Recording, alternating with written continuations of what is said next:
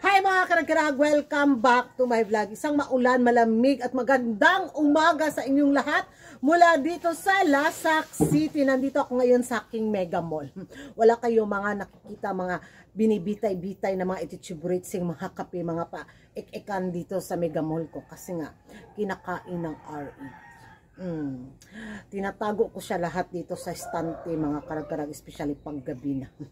Kasi pagka umaga, wala na ko'y mahimong ginansya. Ipang kit-kit galorman. Kaya ayun, naka-safety siya dito. Tinatago ko yung mga gatas, mga kape, ang sapat ng mga masarap nilang bitang galawin. Kaya ayun, na-stress galore din si Kuragan mga karag-karag. Pero alisin natin yung stress natin for today's chismisan. At ito na nga mga karag-karag, mga latest na mga pa-eksena galore sa preliminary competition na Miss Supranational 2025 na kung saan nakalaklak ng maraming kulapo fighter tanduay si Tara Valencia mga karag-karag. Grabe yung performance niya sa swimsuit, migaon kaayo. Yung to the left, to the right, tapos ang face, kagwapag yun sa atong pabato. Ganun na lang talaga ako habang nakahiga, bitaw ako sa higaan ko ba. Hala, kagwapa. Hala, kimbot, Tara, kimbot! Napag ganun talaga yung reaction ko. Binigay niya talaga yung the best niya sa bitaw, swimsuit round ng preliminary competition ng Miss Supranational 2025. Lumalaban si Bagets. To the left, to the right, ikot. Ang galing! Sabi natin, oy, Pilipinas to, watch me. Ang galing.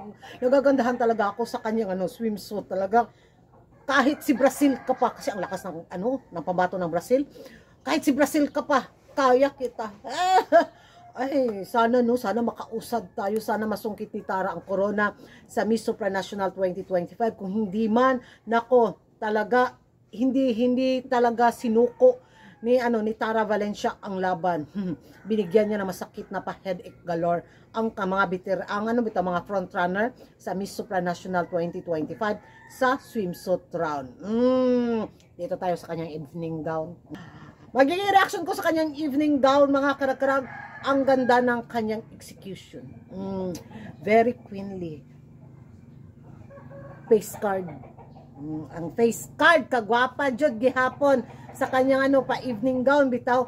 Magiging reaction ko sa kanyang pa evening gown, hindi ko masyadong hit mga karag-karag, pero kakaiba yung kanyang pa evening gown. Hindi siya yung pang pageant na bitaw gown na nakikita natin na masyadong fit, masyadong mga pa see-through, dayon masyadong mga pa common design. Kakaiba yung gown ni Tara. Nung lumabas siya, ang ganda niya tingnan, di ba?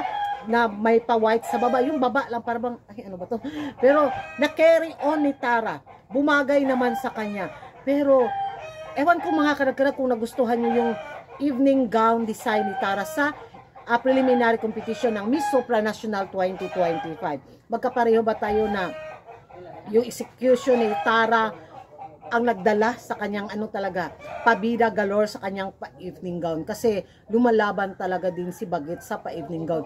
So sabi din ng mga chismoso at mga chismosa natin mga taga-takos, nagagandahan sila sa evening gown ni Tara.